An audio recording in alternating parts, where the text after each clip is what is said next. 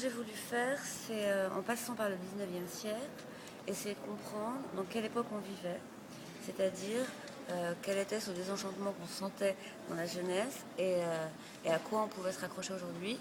Et je pense qu'on peut se raccrocher à l'amour, même si on a une manière de consommer, de vivre l'amour aujourd'hui comme une consommation.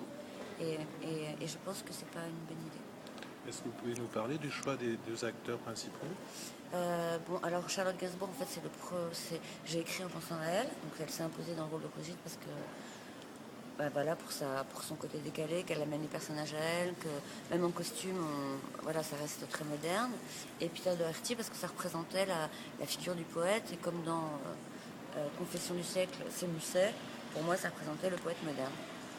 Le tournage s'est bien passé? Très bien passé, en fait. Voilà, c'était plus dans la joie, dans la bonne humeur. Peter était très investi, Charlotte aussi, et ça a vraiment été un tournage, de mes meilleurs tournages. En fait. Et pourtant, vous avez eu à convaincre les financeurs du film. Oui, en fait, au départ, les financiers n'étaient pas très rassurés, parce que Peter Doherty, c'était son premier rôle, voilà, et que c'est un chanteur et pas un acteur, etc. Et puis voilà, voilà, on s'est accroché, et finalement, on a fini par trouver des financements.